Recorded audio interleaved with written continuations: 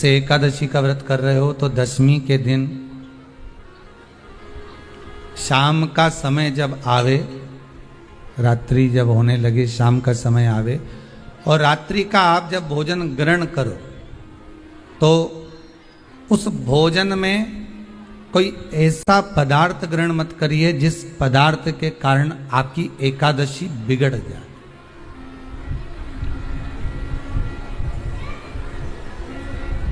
कोई बेकार भोजन हमें ग्रहण नहीं करना, श्रेष्ठ भोजन ग्रहण करिए दशमी के। और एकादशी का दूसरा नियम बहुत ध्यान से सुनिएगा। जिस दिन आपकी एकादशी का व्रत हो उस दिन प्रयास करिएगा कि अपने हाथ से किसी भी वृक्ष की कोई पत्ती टूटे ना। अपने हाथ से किसी भी वृक्ष की, पौधे की, किसी भी वृक्ष की पत्ती अपने हाथ से ना टूटे। बहुत ध्यान दीजिएगा महाराज। एकादशी का ये दूसरा नियम है कि अपने हाथ से किसी पौधे की, किसी वृक्ष की, किसी डाली की कोई पत्ती टूटे ना, कोई पत्ती ना टूटे, इसका प्रयास करिए।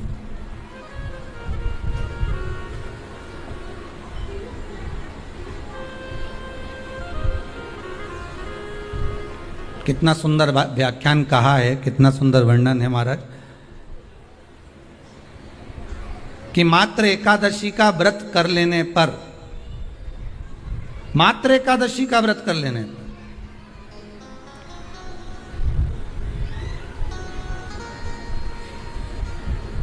जो पूर्व में किया गया हमारा पाप कर्म है, हमने किसी जीव की हत्या करी है, हमने किसी को कष्ट प्रदान करा है, हमने किसी को अपशब्द कहा है, हमने किसी को ताने दिए, हमने किसी को आड़ा टेढ़ा कहा है, हमने किसी को गालियां दे दी है, मात्र एकादशी का व्रत ही कर लेने पर ये सारे जो दोष हैं वो समाप्त हो जाते हैं। जब व्यक्ति को लगे कि मेरा कोर्ट कचहरी का काम नहीं हो रहा, जब व्यक्ति को लगे कि मेरी हार होती चली जा रही है, जब व्यक्ति को लगे कि मेरे जीवन में कोई तरक्की की सीढ़ी मेरे सम्मुख में नहीं है, जब व्यक्ति को लगे कि सारी दुनिया ने मुझे ठोकर मारकर छोड़ दिया, जब व्यक्ति को लगे कि दुनिया के लोगों ने मुझे ताना मारकर छोड़ दिया, लोगों ने मुझे ठोकर मार दी, ताना मार दिया और मुझे छोड़ दिया, जब व्यक्ति को लगे कि अब मेरा कोई नहीं है, उस समय पर एक बार यमुना जी का जल भरकर रंगेश्वर महादेव को चढ़ा कराना और दिल से कह कराना, बाबा उसको स्वीकार करता है। याद किया भगवान ने, याद कर रहे हैं भगवान कृष्ण ने स्मरण किया।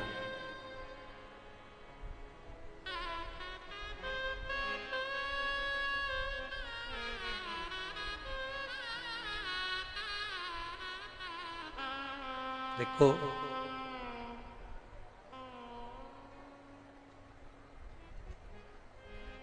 ब्रज के कुछ महादेव का मंदिर, ब्रज के अंदर कुछ देवादिदेव महादेव के मंदिर, भगवान शिव का मंदिर ऐसे हैं जिस मंदिर के अंदर भी अगर हम नहीं पहुंचे, मंदिर के दरवाजे तक भी हम नहीं पहुंचे, तो हम केवल उसको हृदय से स्मरण कर लेते हैं तो महादेव हमारे ऊपर कृपा जरूर बरसा देते हैं। ऐसे मंदिर भी इस ब्रज धरा पर विराजमान।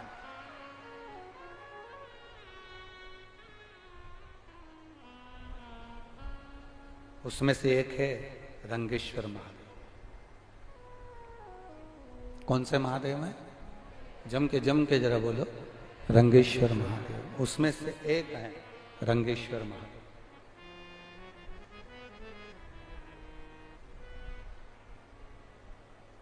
हम तो यहां तक लोगों से कहते हैं, आप लोगों ने अगर पूर्व में कथा सुनी हो तो हमने कई बार कथाओं के माध्यम से वर्णन किया, यदि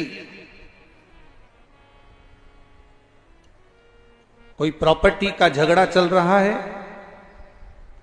कोई अदालत में पति पत्नी का झगड़ा चल रहा है, भाई भाई का झगड़ा चल रहा है, कोई नातेदार रिश्तेदार के माध्यम से कोई गलत तरीके से किसी ने अगर कोई केस लगा दिया, कोई प्रशासनिक कार्यवाही चल रही है, तो शिव महापुराण में हमने पहले भी वर्णन किया, आज फिर कहते हैं, एक बेलपत्र, एक शमी पत्र, एक दुर्वा और एक कनेर का पुष्प। मुख से बोलिए, एक बेलपत्र, एक शमी पत्र, एक दुर्वा, एक कनेर का पुष्प और एक अक्षत आखा। इनको रखकर रंगेश्वर महादेव, कुंदकेश्वर महादेव और चंपेश्वर महादेव, इन तीनों का स्मरण कर कर जब हम बेलपत्री के पेड़ के नीचे मट्टी का ढेला बनाकर, मट्टी का पार्थिव शिवलिंग बनाकर उसी पर ये समर्पित कर देते हैं और उसी शिवलिंग को दीप दिखाने के बाद में उसी शिवलिंग का विसर्जन कर कर ये चढ़ी हुई बेलपत्र, शमी पत्र, दुर्वा, कनेर का पुष्प, अक्षत का दाना, इसको हम लेकर वापिस सजाएं और कैसा भी प्रशासनिक तकलीफ चल रही हो, लगभग 20 दिन इंतजार करना, 21वें और 22वें दिन बाबा चाहेगा तो निर्णय आपके पक्ष में ही आएगा। ये निश्चितता। रंगेश्वर महादेव विजेता का प्रतीक है। कभी अगर मौका लगे ना आप लोगों के जीवन में और आपका, हम तो नवयुवक बेटा बेटी से कहेंगे तुम कंपटीशन एग्जाम में बैठने जा रहे हो, परीक्षा देने जा रहे हो, तुम कोई इंटरव्यू देने जा रहे हो, कोई सरकारी नौकरी की तैयारी करने जा रहे हो, एक बात अपने भीतर उतार कर रखो। कभी कभी जिंदगी में अगर तुमको अच्छा लगे तो प्रयास कर कर देखना, पूरी मेहनत करो,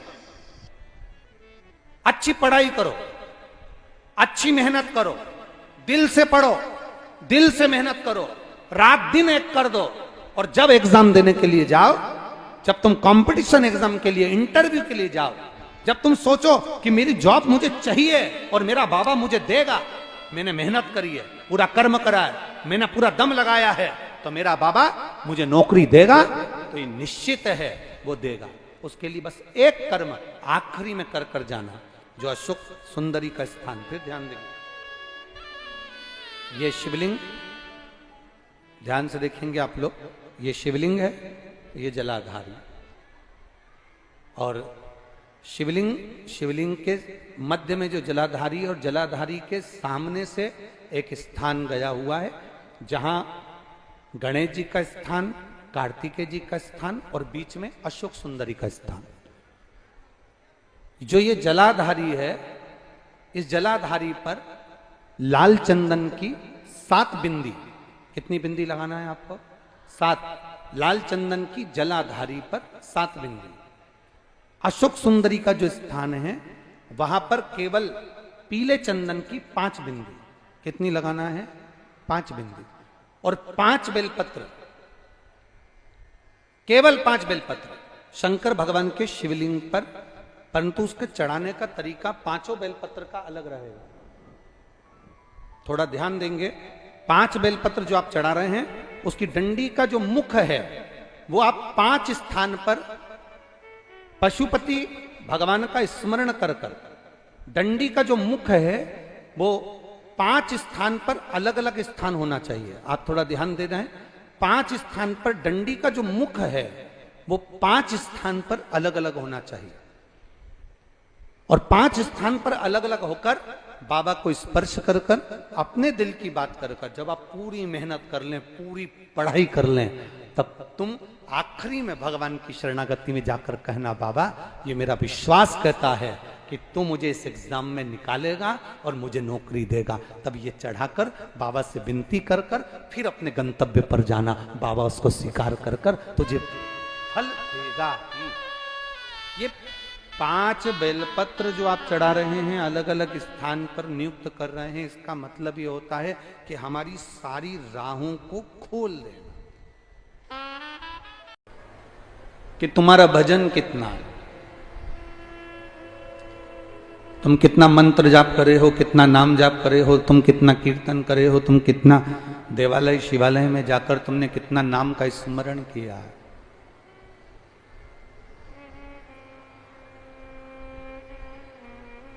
तुमने कितना भगवत स्मरण में अपना समय लगाया है। और वो समय जो तुमने परमात्मा को दिया है, वो परमात्मा तुम्हारे उस समय को संजो कर रखता है।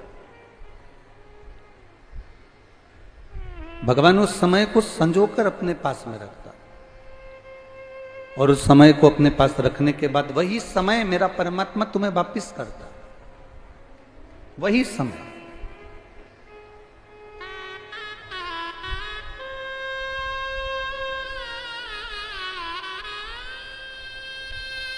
आप लोग कभी बांके बिहारी जी के मंदिर में दर्शन करने गए हों, गोवर्धन नाथ जी के मंदिर में दर्शन करने गए हों, आप लोग कभी भगवान के मंदिर में अगर पहुँचे हो, राम मंदिर में, हनुमान मंदिर में, बिहारी जी के मंदिर में, ठाकुर जी के मंदिर में कभी आप गए हो, तो शास्त्र कहता है कि आप जिस मंदिर में भजन, आप मंदिर में पहुँचे हो, मिठाई का डब्बा लेकर पहुँचे हो, लड्डू लेकर पहुँचे हो, श्रीफल लेकर पहुँचे हो या प्रसाद लेकर पहुँचे हो, जब आप भगवान के मंदिर में कुछ लेकर जाते हो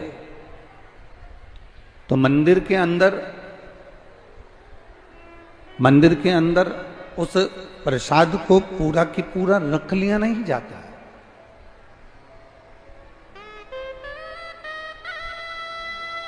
मंदिर के अंदर पूरे प्रसाद को नहीं रखा जाता। मंदिर के अंदर उस प्रसाद को अगर मंदिर के अंदर ले जाया जाता है तो मंदिर के अंदर से वही डब्बा, वही प्रसाद, वही बेलपत्र, वही फूल, वही माला आपको वापस दे दी जाती है।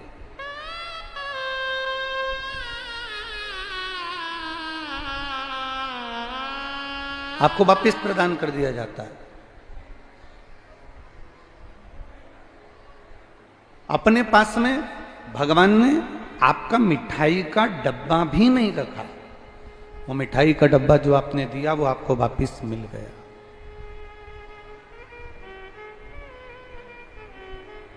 वो मिठाई का डब्बा जो आपने दिया वो वापस आपको प्राप्त हो गया। तो शिव महापुराण की कथा यही कहती है कि आपने जो भगवान को दिया, भगवान ने वो वापस आपको कर दिया। आपने अगर ये कथा के पंडाल में बैठकर अपने भगवान शंकर को अगर 3 घंटे दिए हैं, आपने समय निकाल कर आए हो और बैठकर भगवान की कथा को श्रवण कर रहे हो, या तीर्थ में जाकर गिरिराज बाबा की परिक्रमा कर रहे हो, बिहारी जी का दर्शन कर रहे हो, यमुना जी का पान कर रहे हो और ठाकुर जी के लाड़ लड़ा रहे हो, जो समय हम परमात्मा को देते हैं, जो समय हम भगवान को प्रदान करते हैं, वो समय भगवान हमारी दुख की घड़ी में, हमारी तकलीफ की घड़ी में, हमारे कष्ट की घड़ी में, परमात्मा उस समय को निकालकर, हमारी दुख की घड़ी में परमात्मा भी समय निकालकर हमारे साथ खड़ा मिलता है।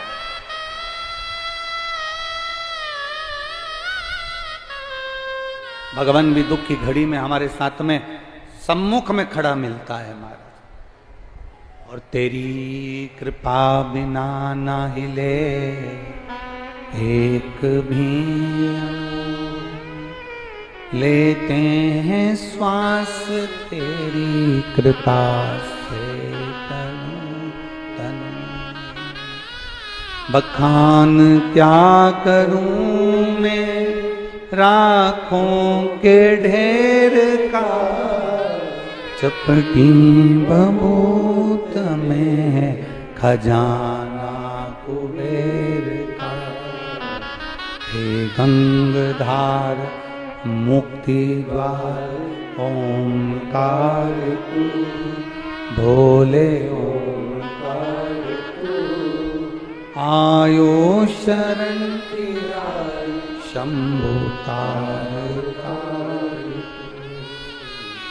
हमारी तकलीफ की घड़ी में, हमारे दुख की घड़ी में, हमारे कष्ट की घड़ी में वो हमारे साथ, जो हमने अपने समय में से निकालकर जो परमात्मा को समय दिया है, हमने जो समय निकालकर भगवान को समय प्रदान करा है, वो समय परमात्मा हमको देता है। वो समय हमको भगवान जरूर देता।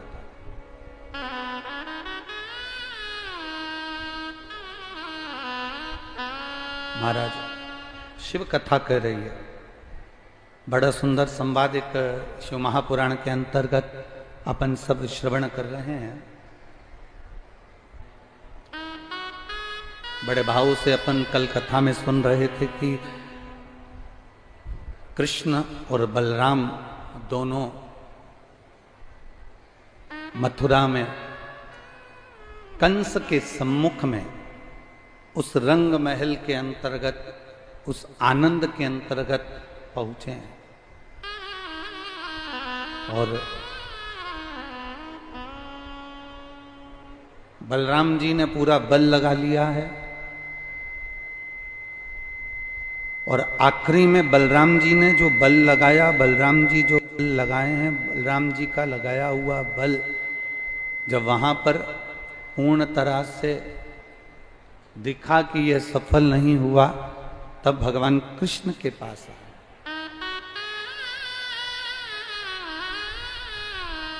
तब भगवान कृष्ण के करीब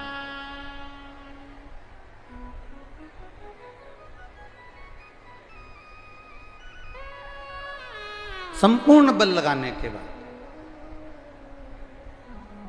और भगवान कृष्ण के करीब हम पहुंचे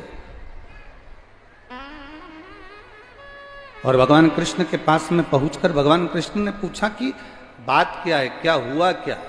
तो कहा महाराज बस केवल हुआ तो ये है कि हमने पूरा बल लगा लिया पर कंस इतनी जल्दी मरने वाला नहीं। हमको नहीं लगता कि ये कंस इतनी जल्दी मर जाए। शिव महापुराण की कथा कहती है बीमारी अगर आ जाती है, रोग यदि आ गया, बीमारी यदि आ गई, रोग अगर पहुंच गया शरीर के अंदर, तो वो रोग इतनी जल्दी समाप्त नहीं होता, थोड़ा समय जरूर लेता है।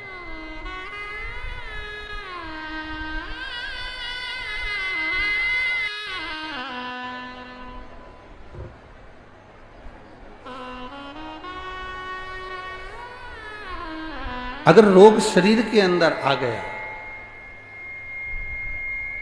रोग अगर शरीर के अंदर पहुंच गया, तो उस रोग को समाप्त होने में, उस रोग को कम होने में थोड़ा समय जरूर लगता।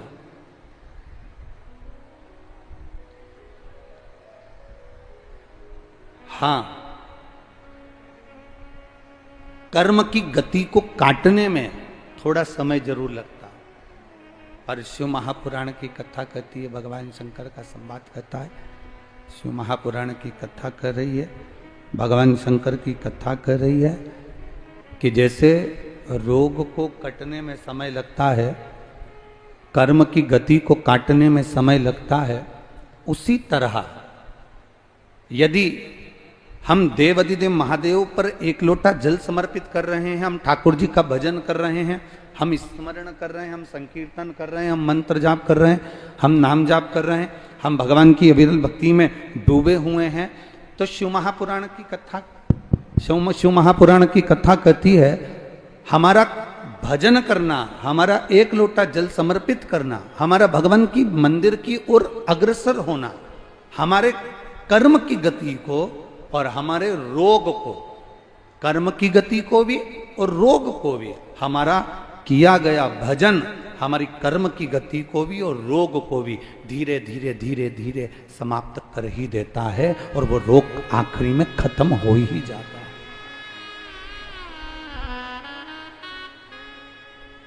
आखिरी में रोग वो समाप्त हो ही जाता है। इसलिए कल भी कथा में कहा था, आपको कल भी कथा में वर्णन किया था महाराज, कल भी आपको कहा था कि मानव की देह मिली है, मनुष्य का शरीर मिला है, मानव की देह प्राप्त हुई है, भगवान मालिक है, भगवान ये मानव का जो शरीर मिला है, ये मानव की जो देह मिली है, जो ये मानव का शरीर जो प्राप्त हुआ है, ये मिला है। तो इस मानव के शरीर को प्राप्त करने के बाद में, इस मनुष्य के शरीर को प्राप्त करने के बाद में हम इतना भजन कर लें,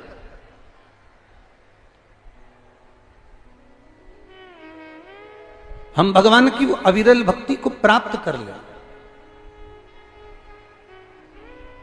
जिस भक्ति के बल पर हमारा दुख, हमारा कष्ट, हमारा रोग, हमारी तकलीफें, ये सब धीरे धीरे धीरे धीरे समाप्त होती चली जाए। इसीलिए कल कहा था, मत बुरे कर्म कर बंदे वरना पछताएगा, भगवान की आंखों से तू बच नहीं पाएगा, तू बच नहीं पाएगा। अरे ओ अज्ञानी मत करना, तेरे कर्म का फल भी तू ही पाएगा, जैसा किया तूने तेरे आगे आएगा। मत बुरे कर्म कर वरना पछताएगा, भगवान की आंखों से तू बच नहीं पाएगा, तू बच नहीं पाएगा। कथा कर रही है, शिव महापुराण वर्णन कर रही है, भगवान शंकर का संवाद कर रहा, शिव कथा कर रही है। कर्म की गति को काटना है, रोग को भी काटना है, दुख को भी काटना है। तो भगवान देवाधिदेव महादेव के मंदिर में, भगवान शिव के मंदिर में एक लोटा जल जब आप समर्पित करेंगे, भगवान शंकर के मंदिर में जाना प्रारंभ करेंगे, अपने आप आपका दुख कटना प्रारंभ हो जाए, अपने आप। अब उसमें ना तो सियोर वाला महाराज कुछ करेगा, ना दुनिया का कोई सा महाराज तुम्हारे लिए कुछ करेगा।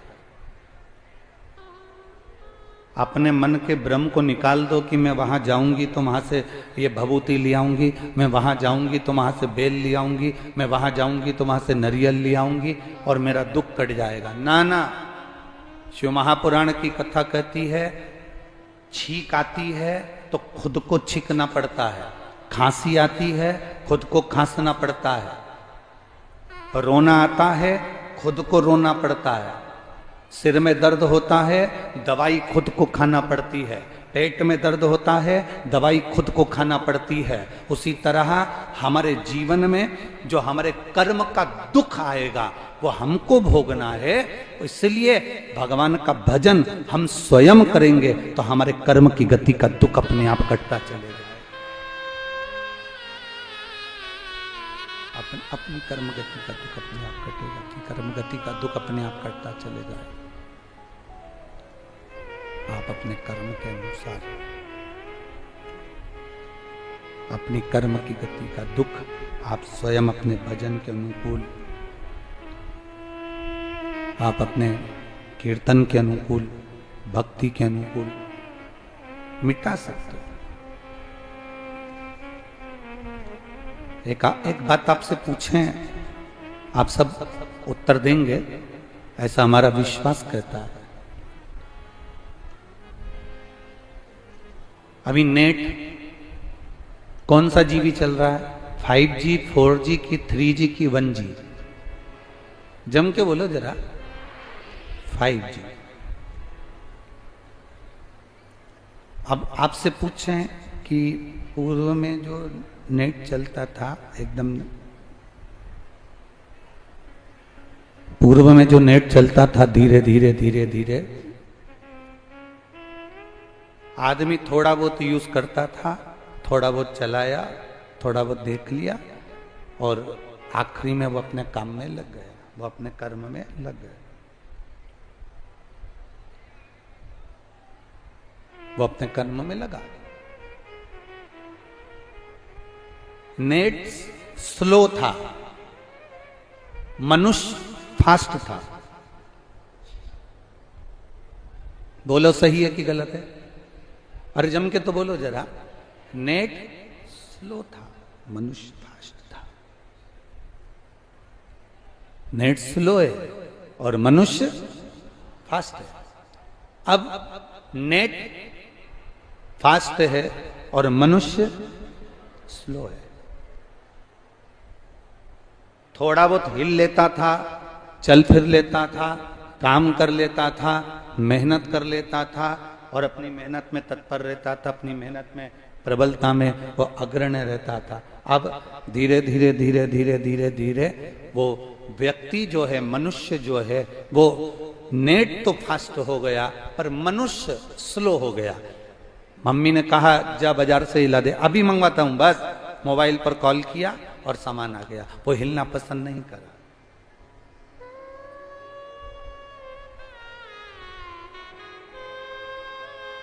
रोग बढ़ा कैसे, तकलीफ बढ़ी कैसे, दुख और कष्ट बढ़ा कैसे? ये हमारे कारण बढ़ा। हम पड़े रहे, नेट का प्रयोग करते रहे पर अपने शरीर पर ध्यान नहीं देता। अपने शरीर का हमने स्मरण नहीं किया, अपने शरीर का ध्यान नहीं दिया। और कल कथा में कहा था शरीर और समय ये दोनों अगर हम भगवान के चरणों में ले जाकर छोड़ देते हैं, शरीर और समय हम ये दोनों भगवान को अगर दे देते हैं तो ये निश्चित है कि भगवान इस शरीर को और इस समय को दोनों को संभाल लेता है। जैसे बलराम जी ने जाकर कह दिया कृष्ण भगवान से, भगवान कृष्ण से बलराम जी ने जाकर बलराम जी ने भगवान कृष्ण से जाकर कह दिया कि कन्हैया, ए कन्हैया, ये मैंने बल का पूरा प्रयोग करा है कृष्ण, और बल का प्रयोग करा, इसके बाद भी ये कंस मर नहीं रहा। आखिरी में भगवान कृष्ण को लगा कि ये मरता क्यों नहीं है, कारण क्या है? तो भगवान कृष्ण को स्मरण आया कि मैंने कुब्जा से चंदन लगवाया था और वो कुब्जा ने जो चंदन मुझे लगाया था, उस चंदन से मैं समझ गया था कि ये बल से नहीं, ये छल से मर सकता है। ये बल से नहीं मरेगा, ये छल से मरेगा। और भगवान कृष्ण ने बलराम जी से कह दिया आप चिंता मत करो। और स्वयं देवादिदेव महादेव का आराधना भगवान कृष्ण ने करी। स्वयं भगवान कृष्ण ने महादेव की आराधना करी। प्रश्न किया गया था जैसे राम जी रामेश्वर की स्थापना करे तब लंका पर चढ़ाई करी तब रावण मारा, क्या कंस को मारने से पहले भगवान शंकर का ध्यान, भगवान शंकर की पूजन, भगवान शंकर का स्मरण क्या भगवान कृष्ण ने किया था? क्यों नहीं करा? भगवान कृष्ण ने उसी समय पर देख लिया कि ये बल से नहीं मरने वाला, तो इसको छल से मारना पड़ेगा, और छल से मारने के लिए मुझे देवादिदेव महादेव से आज्ञा लेना पड़ेगी।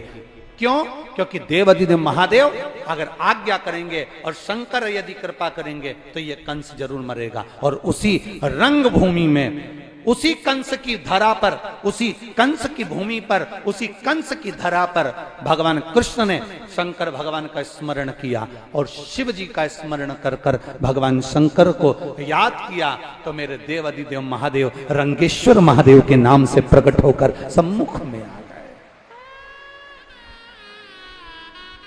बोल रंगेश्वर महादेव की। आप में से कितने लोग हैं जो रंगेश्वर महादेव के दर्शन कर रहे हैं? जरा हाथ उठाओ। सभी लोग करे हो? जाना चाहिए।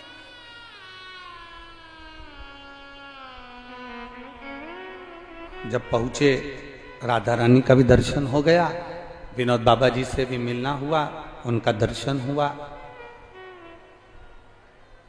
तो वास्तवता लगती है। कोई पूछे तुमसे कि संत का दर्शन क्यों करना चाहिए, शिव महापुराण की कथा कहती है संत जितनी माला जपते हैं, संत जितना स्मरण करते हैं, संत जितना राधा कृष्ण शिव राम जिसका भी स्मरण कर रहे होते हैं, उन संत की कृपा की दृष्टि और उनके मुखाग्रविंद का मात्र दर्शन हो जाए तो जीव का कल्याण तो वैसे ही हो जाता है, वैसे। और वहां पहुंचकर एक बड़ा सुख का अनुभव हुआ। हम जब पहुंचे, बाबा जी की कुटिया थी छोटी सी, वहां कोई ना कोई दिखावे का काम तो वहां था नहीं है, और संत का जैसा भाव होता है, कुछ भी नहीं। छोटी सी कुटिया, पुरानी सी दीवार, छोटा सा दरवाजा, उसके अंदर से जाकर जब हम पहुंचे, मट्टी का नीचे फर्श मर्स तो कुछ लगा नहीं था, केवल गोबर लिपा हुआ था, छोटी सी कुटिया। आप में से कोई गए हैं? आप लोग गए हैं विनोद बाबा जी के दर्शन करने के लिए? तो वहां छोटी सी कुटिया, अंदर जाकर हम जब पहुंचे, और पहुंचने के बाद मन में बहुत बड़ा भाव था, बहुत बड़ा भाव था।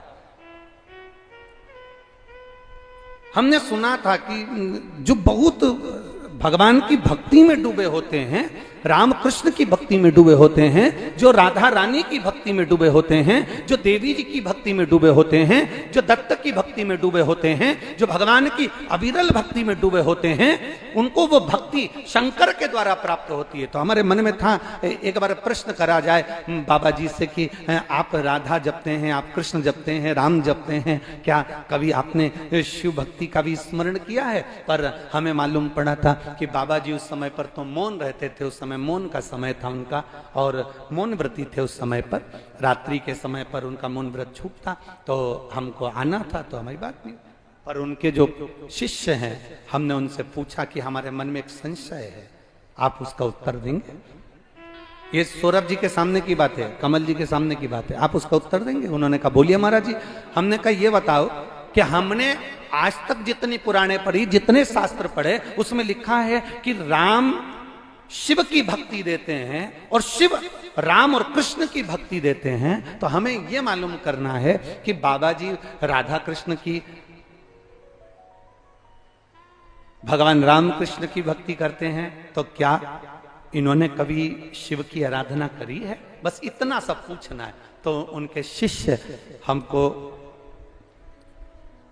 विनोद बाबा जी जिस परम पूज्य संत शिरोमणि जिस शिवलिंग का पूजन करते हैं, उस शिवलिंग के पास में ले गए और कहा महाराज जी, बाबा जी आज से नहीं, पूरे ब्रज के वनों में जहां जहां रहे, उस वन में उन्होंने जब तक शंकर को एक लोटा जल नहीं चढ़ा लिया, तब तक वो कुछ लेते ही नहीं, भगवत भजन में ही लीन रहते। प्रतिदिन का नियम है उनका, एक लोटा जल देवाधिदेव महादेव को समर्पित करना, प्रतिदिन का। और आपको कभी मौका मिले, आप कभी बरसाना जाएं और पूज्य गुरुदेव के कुटिया में जब आप प्रवेश करें, तो आप वहां जाकर उनके शिष्य से जरूर एक बार कहना कि जो बाबा जी जिस महादेव को एक लोटा जल चढ़ाते हैं, वो महादेव का दर्शन एक बार हमको भी जरूर कराओ। वो महादेव साधारण नहीं हो सकते, जो राम और कृष्ण की अविरल भक्ति आपको प्रदान की, सहजता नहीं हो सकती। एक संत का भाव, संत का दर्शन जीवन का एक सुख है, जिनके मुख से दिन रात राम और कृष्ण का नाम निकलता हो, राधे राधे निकलता हो। तो शिव महापुराण की कथा कहती है, लोग कहते हैं गुरुजी ऐसा करने से ऐसा हो जाता है, हम कहते हैं कर कर देखिए, पत्र देखिए बड़ा सुंदर है। अभी हम पत्र ज्यादा पढ़े नहीं हैं,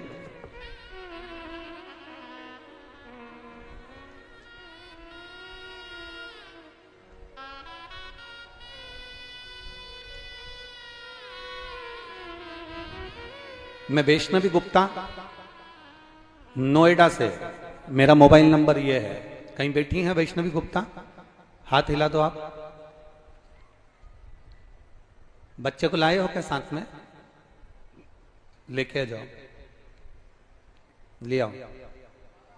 मैं वैष्णवी गुप्ता नोएडा से हूं गुरुदेव, मेरा मोबाइल नंबर ये है। मेरी मां नीमा गुप्ता जो मथुरा आराध्या स्टेट कॉलोनी में रहती हैं, मेरी माता नीमा गुप्ता जो मथुरा के आराध्या स्टेट कॉलोनी में रहती हैं गुरुदेव। पत्र आप लोग भी टीवी के माध्यम से, एलईडी के माध्यम से पढ़ सकते हैं। मथुरा के आराध्या स्टेट कॉलोनी में रहती हैं गुरुजी। मेरा मोबाइल नंबर ये है। मेरी शादी के कुछ साल बाद मेरा गर्भ ठहरा, संतान गुरुजी मेरे गर्भ में आई। इससे पहले मेरा 2 बार 3 बार गर्भपात हो चुका था, संतान का सुख नहीं हो पा रहा था। बड़ी मुश्किल से गर्भ ठहरा, पर गुरुदेव बच्चे की रिपोर्ट जैसे आना थी वैसी रिपोर्ट नहीं थी। बच्चे के सिर में गांठ थी और बच्चे की दोनों किडनी बेकार थी। अल्ट्रासाउंड में बताया गया कि बच्चे की दोनों किडनी बेकार है, इस बच्चे को मत रखो, इस बच्चे के सिर में गठान है, बच्चे का जो लीवर है उस लीवर पर सूजन है, ये बच्चा नॉर्मल नहीं होगा, ये बच्चा मंद बुद्धि होगा और ये बच्चा हाथ पैर से विकलांग रहेगा। हमने जांच करवाई, सारी जगह जितने डॉक्टरों को दिखाया सारे डॉक्टरों ने एक ही बात कही, तब करें क्या? एक तो पहले इतने बच्चे गर्भ से शांत हो गए, आखिरी में भगवान ने दिया तो ऐसा दिया, अब करें क्या? मेरी मां ने कहा तू भगवान शिव पर भरोसा रख, शंकर जी पर एक बेलपत्र चढ़ाना प्रारंभ कर और शिव जी पे चढ़ी हुई बेलपत्र खाना प्रारंभ कर। और बाबा की कृपा से आखिरी के 8 महीने तक, 9 महीने तक भी वही की वही क्रम रहा कि ये बच्चे के सिर में गठान है, इसकी दोनों किडनियां नहीं बेकार हैं और लीवर पर सूजन है। आखिरी में बच्चा गिराने का मन नहीं करा तो हमने बच्चे को जन्म दिया और बच्चे को जन्म दिया। आखिरी तक डॉक्टर कहते रहे कि ये बच्चा बेकार है, पर गुरुदेव शिव शिव है।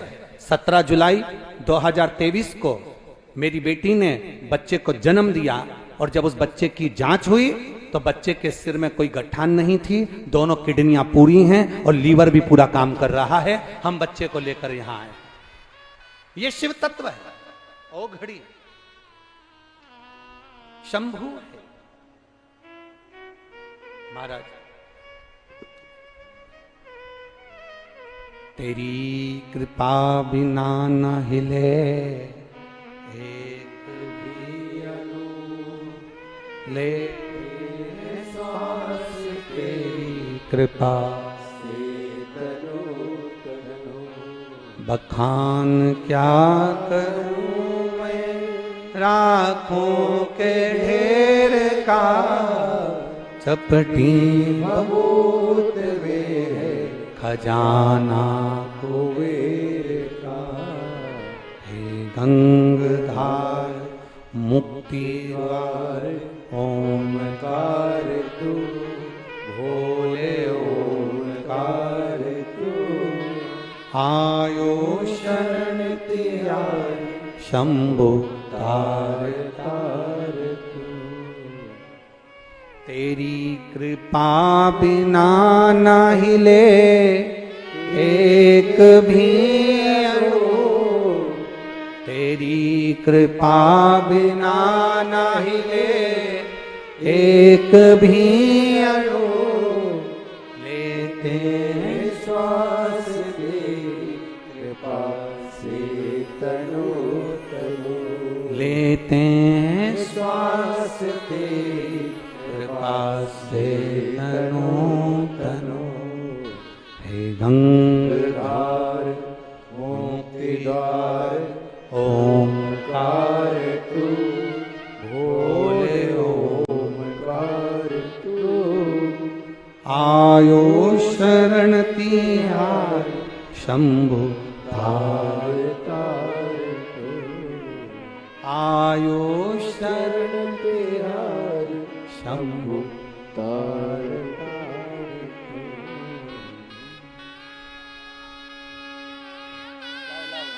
रो नहीं, अब लाओ।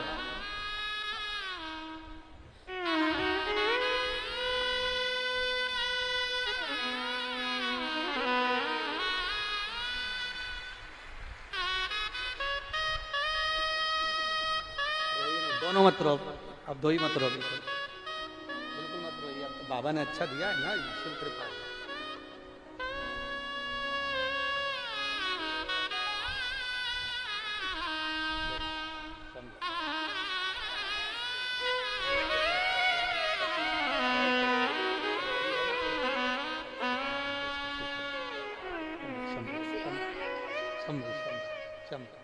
रोइए नहीं, खुश होकर जाओ, बाबा ने दिया आनंद से। बोला हर हर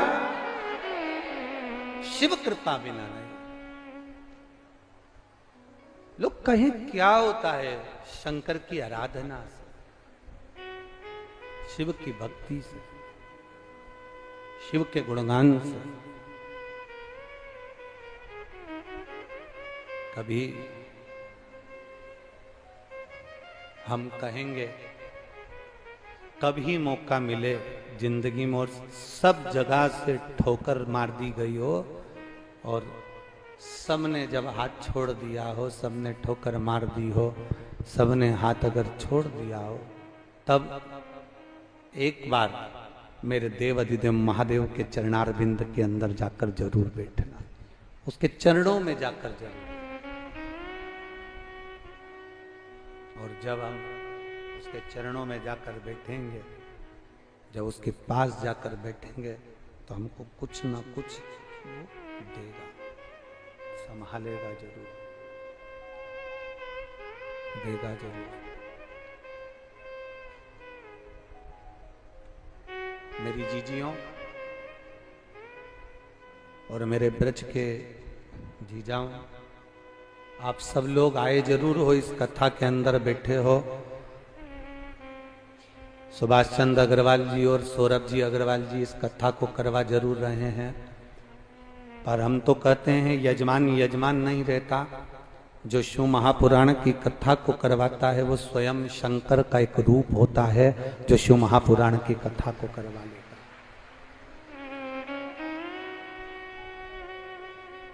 मेरी जीजियों, ये मौका तो तुमको अब मिल रहा है अपने दिल की बात महादेव जी से कहने का, भगवान शंकर से कहने का, ये मौका तो तुम्हें मिला है। आप दिल से जब देवाधिदेव महादेव से कहेंगे तो वो दिल से सुनेगा। मेरे कृष्ण ने, मेरे ठाकुर जी ने बलराम जी से कहा, तुम चिंता मत करो, ये मरेगा कंस और इसको मारूंगा, ये मरेगा।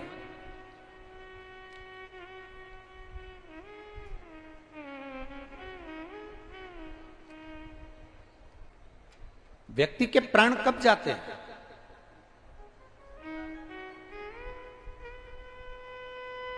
रावण के पास में 9 ग्रह थे, देवता भी थे, बंधी बने हुए थे, सब कुछ था, सोने का महल, सत्ता, वैभव, सब कुछ था। आखिरी में रावण का अहंकार रावण को मार दिया। रावण का अभिमान रावण को समाप्त कर दिया।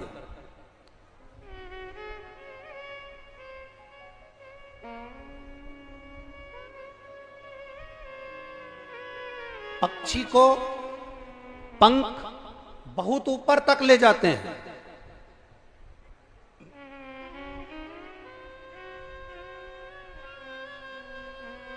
पक्षी को पंख बहुत ऊपर तक ले जाते हैं।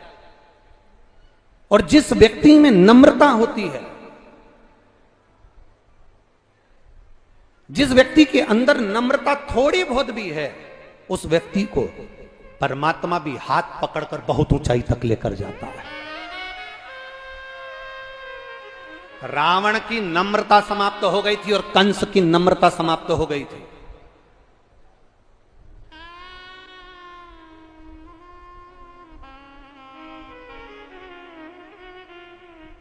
रावण की भी नम्रता समाप्त हो गई थी और कंस की भी नम्रता समाप्त हो गई थी। रावण जब माता सीता के सामने पहुंचा था तो जानकर रावण कहता था कि तू मेरी हो जा और मुझे अपना बना ले। नम्रता समाप्त हुई। मंदोदरी ने समझाया रावण को, मंदोदरी ने रावण को समझाया, तुम मानो। मंदोदरी रावण से कहती है, तुम जानकी जी को पहचान लो, ये कोई साधारण नारी नहीं है, ये देवी है, लक्ष्मी है, राम नारायण है, उनको पहचानो।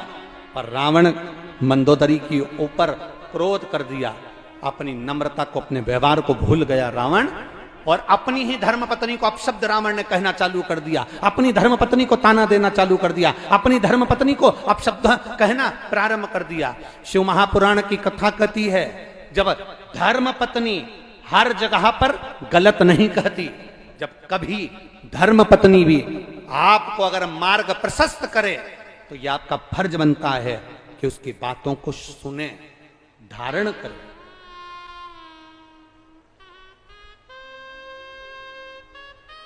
जरूरी नहीं कि वो आपके लिए कुछ गलत सोचेगी ना, कुछ श्रेष्ठता भी वो आपके लिए रखेगी।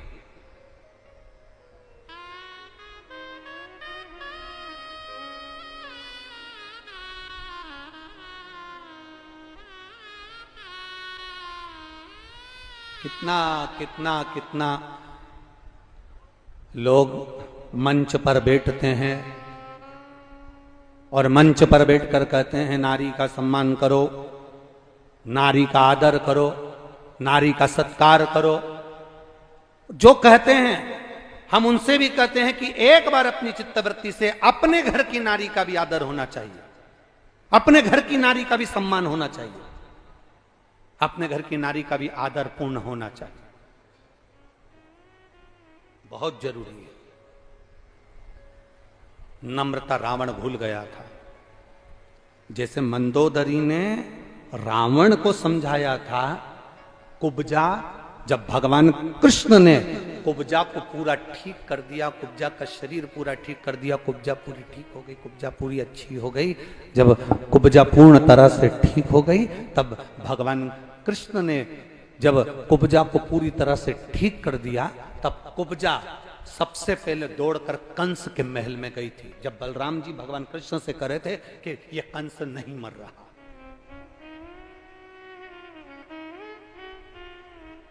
बड़ी सुंदर रूप रखी कुब्जा ने, बड़ी सुंदर।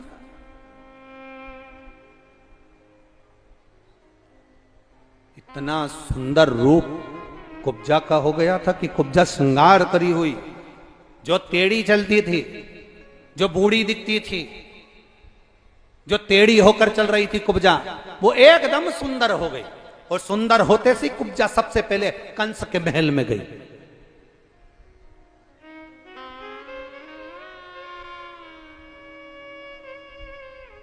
और कुब्जा कंस के महल में पहुंचते से ही राजा कंस को चिल्लाती हुई जा रही है, महाराज की जय हो, महाराज की जय हो, महाराज की जय हो।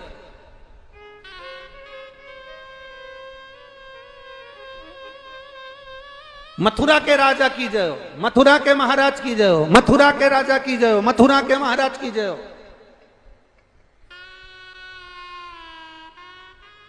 अरे जितने लोग कुब्जा का जय जयकार सुन रहे थे वो सब कुब्जा पर चिढ़ रहे थे। शरीर अच्छा किसने करा? बोलो बोलो, जम के बोलो, जम के बोलो जरा। भगवान कृष्ण ने। कुब्जा को वापिस जवान किसने करा? बोलते जाओ। भगवान कृष्ण ने। कुब्जा को सुंदरता किसने दी? भगवान कृष्ण ने। अब कुब्जा जय जयकार किसकी कर रही है? अरे बोलो तो जम के। कंस की। क्या बोली? महाराज की जय हो, मथुरा नरेश की जय हो, मथुराधिपति की जय हो, मथुरा के राजा की जय हो। इतने में एक वहीं पर खड़ा हुआ एक साधारण सा भक्त भगवान का, जो ब्रज की इस पवित्र भूमि वृंदावन से, भगवान कृष्ण की पवित्र भूमि से, गोकुल से, नंदगांव से गया था, उसने जाकर कुब्जा से कहा, कितनी दल बदलू है रीतू, तेरे को अच्छा शरीर दिया भगवान ने, तेरे को अच्छा रूप दिया भगवान कृष्ण ने, और तू जय घोष क्या कर रही है? कंस के महल में जाकर क्या कर रही है? मथुरा नरेश की जय हो, मथुरा के राजा की जय हो, मथुरा के महाराजा की जय हो। अरे तेरे को तो जय घोष करना थी, कृष्ण भगवान की जय हो, बाल कृष्ण की जय हो, नंद के छोरा की जय हो, यशोदा के लाला की जय हो। तुझे तो जय घोष ऐसा करना चाहिए। अरे कुब्जा ने कहा, तुम सब मुझे समझोगे नहीं।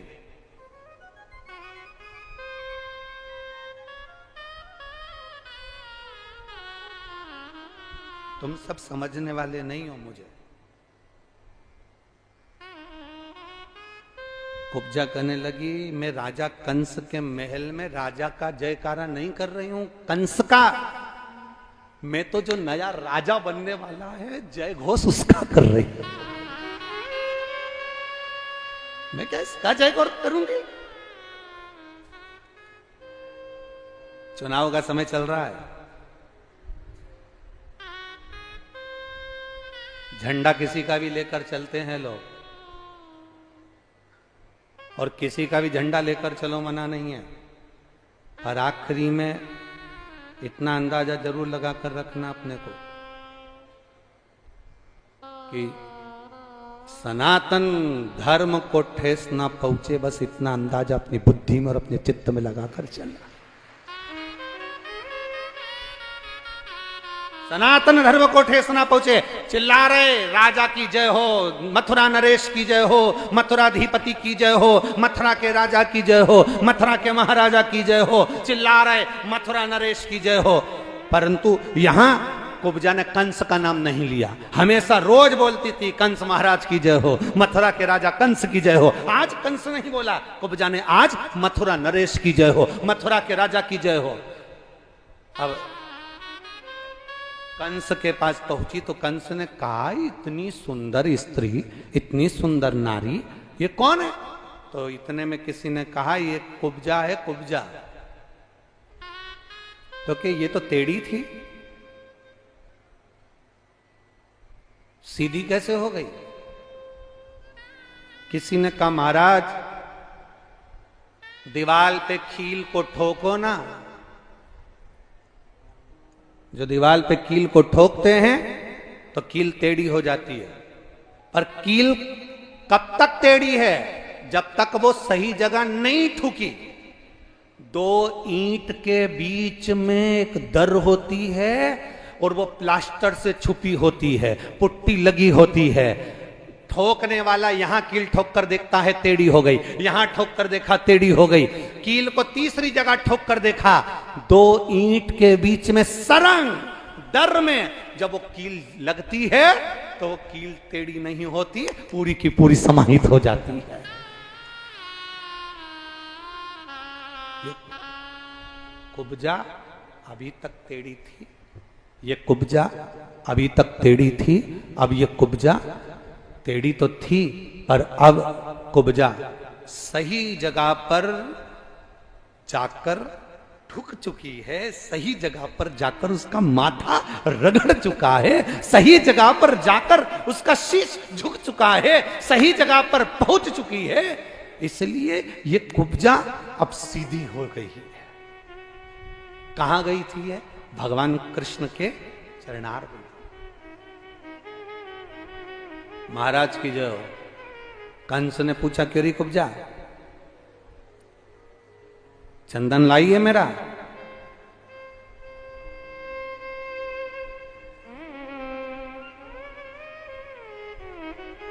चंदन लाई है?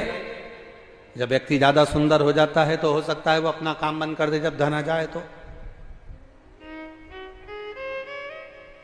एक सेठ सेठानी अपने छोटे से बच्चे को लेकर शंकर जी के मंदिर में पहुंच गए।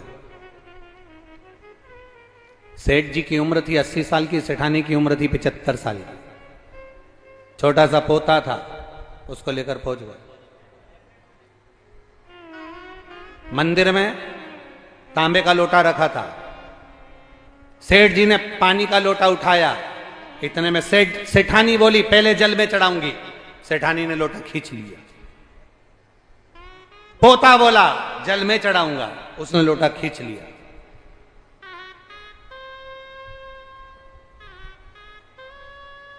इतने में तो सेठ जी ने लोटा भरा, शंकर जी के ऊपर ले गए। सेठानी दौड़कर पहुंची, लोटे को पकड़ा, छोड़ो तुम, पहले जल में चढ़ाऊंगा। पति बोला पहले मैं चढ़ाऊंगा, पत्नी बोले पहले मैं चढ़ाऊंगी। और वो लोटा दोनों लड़ रहे थे और शंकर जी पे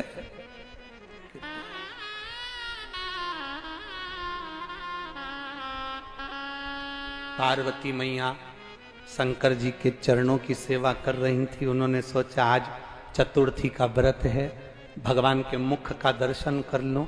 जो भोलेनाथ के मुख का दर्शन करा तो पार्वती जी ने क्या देखा कि भोलेनाथ जी के माथे पे गूमा पड़ा।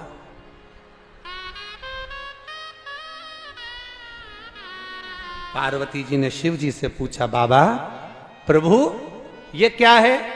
शंकर भगवान बोले, सारी समस्या का हल एक लोटा जल है। एक लोटा जल है। अरे प्रभु आपके सिर पर चोट? हाँ। क्या हुआ?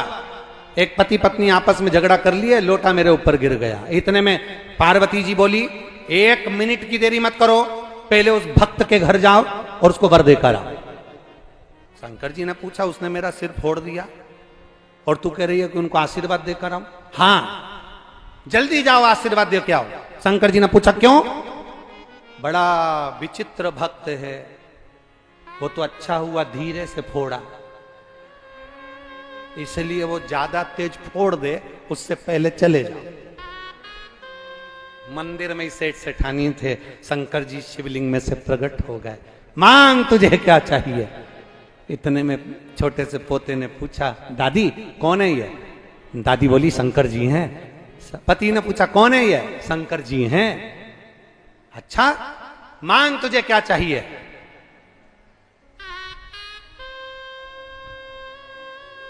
इतने में सबसे पहला पोता बोला, मैं मांगूंगा, छोटा हूं।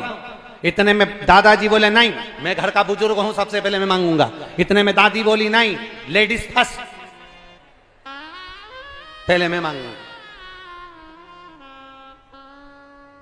शंकर जी ने कहा, देखो झगड़ा वगड़ा मत करो, तुम्हें जो मांगना मांग लो। इतने में दादी ने कहा, भोलेनाथ सबसे पहले मुझे दे दो। शिव जी ने कहा, मांग ले, क्या चाहिए? बस 16 साल की बना दो और बड़ी सुंदर बना दो, बस, और कुछ नहीं। शिव जी ने कहा, पक्का? पक्का। भोलेनाथ जी ने पूछा, तू 16 साल की क्यों बनना चाहती है? ये डोकरा बहुत परेशान करता है। तुम मुझे 16 साल की बना दो और सुंदर बना दो। भोलेनाथ जी ने कहा, तथास्तु। वो 16 साल की बन गई, लहंगा चोली और छोटी मोटी करके, और वो बूढ़े डोकरे के सामने ऐसे ऐसे ही है। और उससे कह, देख ले तेरे मुंडा में दांत नहीं। अब बूढ़े बाबा को तो बड़ा गुस्सा है। अब दादाजी को इतना गुस्सा है कि उन्होंने, शंकर जी ने पूछा, मांगो क्या चाहिए? इतने में बूढ़े बाबा बोला, मेरी बारी मांगने की। हाँ मांग लो, क्या चाहिए? इसको कुतिया बना दो, इसको कुतिया बना दो। भोलेनाथ, ये बहुत मेरे सामने ऐसी ऐसी कर रहे हैं, तो इसको। भोलेनाथ जी ने कहा, तथास्तु। अब पोते की बारी। पोते से कहा, तू मांग ले। हाँ, पोते ने कहीं शिव महापुराण की कथा सुन रखी थी, तो उसने भोलेनाथ जी से कहा, शंकर भगवान से निवेदन करा। भोलेनाथ जी से कहा, बाबा बस इतना कर दो, जो जैसा था वो वैसा ही कर दीजिए, बस, और कुछ नहीं चाहिए, और कुछ भी नहीं चाहिए। आपका आशीर्वाद मिल गया, आपकी दया दृष्टि मिल गई, आपका आशीर्वाद प्राप्त हो गया, आपकी दया प्राप्त हो गई, आपकी करुणा मिल गई। इससे बढ़कर उसको कुछ नहीं चाहिए, और कुछ भी नहीं चाहिए।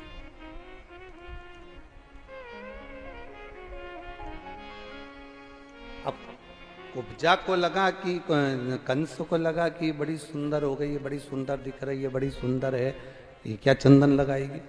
कुब्जा से पूछा, तुम क्या चंदन लेकर आई हो? क्या तुम चंदन लाई हो?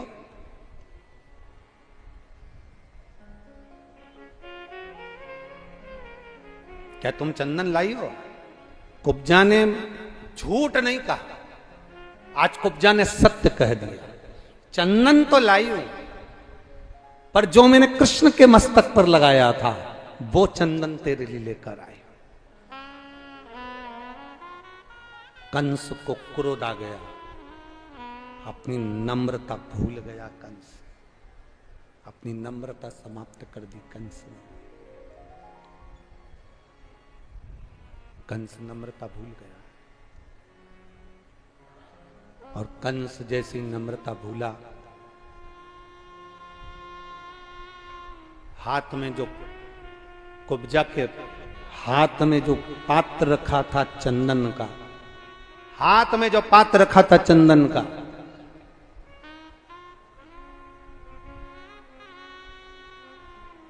कंस ने अपने दूतों से कहा कि इसके हाथ से पात्र लेकर बाहर फेंक दो।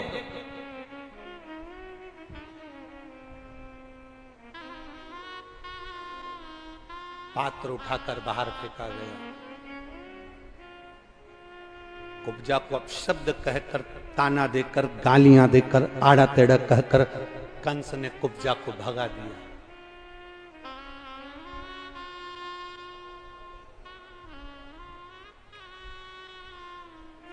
कंस कहता है, तू मुझे जानती नहीं कुब्जा,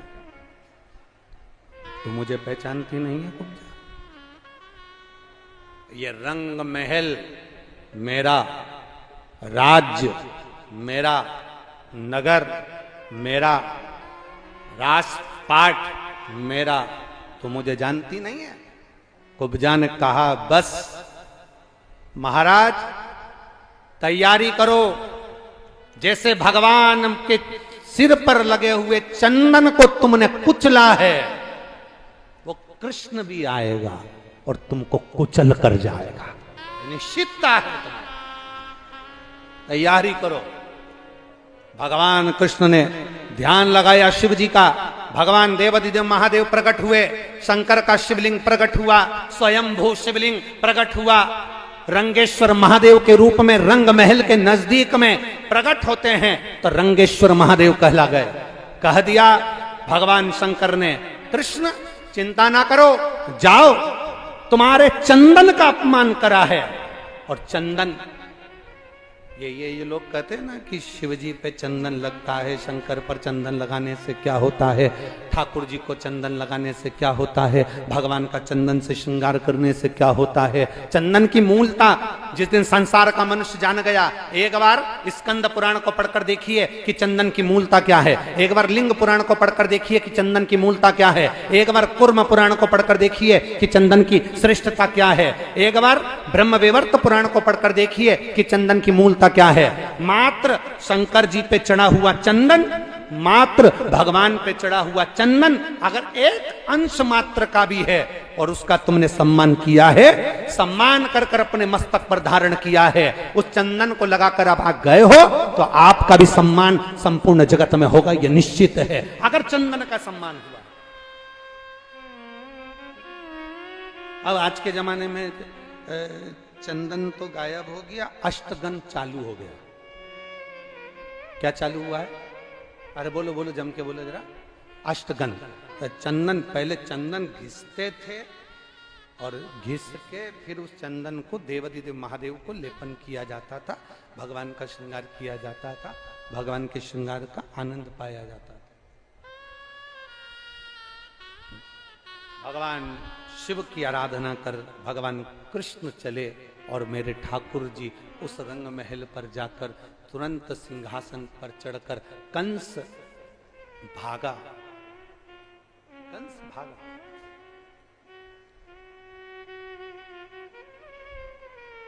कब तक भागे?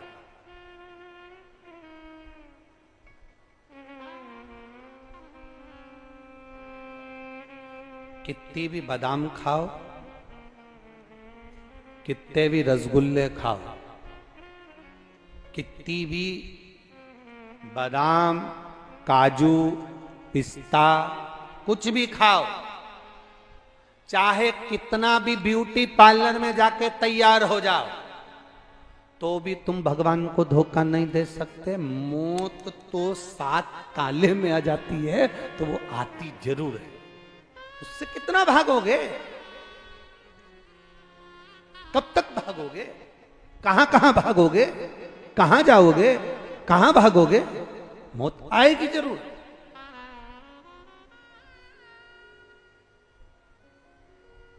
बस इतना याद रखना कि मृत्यु तो सबकी आना है, मौत सबकी आना है, प्राण सबके जाना है, अंत समय सबका आना है, सबके प्राण जाएंगे, सबकी मृत्यु होगी। पर एक बात का स्मरण अपने अंदर रखना कि अंत समय में उस परमात्मा को याद करते रहना। महाराज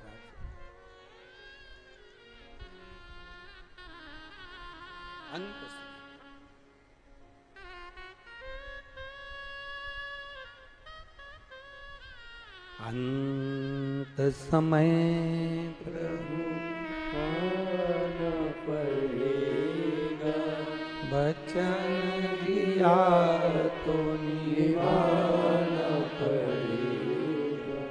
आए ना आए प्रभु कुटुंब कबीला, अंत समय प्रभु आना पड़ेगा, वचन दिया तो निभाना पड़ेगा। महाराज, अंत समय में इतना जरूर स्मरण रहे कि हम उस परमात्मा को अपने करीब बुलाने का प्रयास करें, अपनी नम्रता ना छूटे। पक्षी पंख से ऊपर बढ़ता है और मनुष्य नम्रता से ऊपर बढ़ता है। धन कितना भी हो, सत्ता कितनी भी हो, फैक्ट्रियां कितनी भी हो, व्यापार कितना भी हो, तुम्हारे घर में चाहे हीरा भरा हो चाहे पन्ना भरा हो, तुम्हारे घर में चाहे कितनी भी दौलत भरी हो, पर अपनी नम्रता समाप्त मत होने देना। दो चीजें अपनी जिंदगी में याद रखिए, एक अपनी नम्रता को मत जाने दो, और दूसरा प्रयास करना अपने दरवाजे से, अपने द्वार से गाय और बेटी खाली हाथ मत जाने दो। इतना ही। दो चीजें अपने स्मरण में रखिए, एक अपनी नम्रता को मत जाने दो, और दूसरा अपने दरवाजे से गौ माता भूखी ना जाए और अपने घर में आने वाली बहन बेटियां खाली ना जाए। ये जरूरी नहीं बहन बेटियों को साड़ी दिलाई जाए, बहन बेटियों को कपड़ा दिला जाए, ये जरूरी नहीं है। बहन बेटियों के लिए सबसे ज्यादा जरूरी है कि बहन बेटी जब घर में आए तो उनसे प्रसन्नता से स्माइल देकर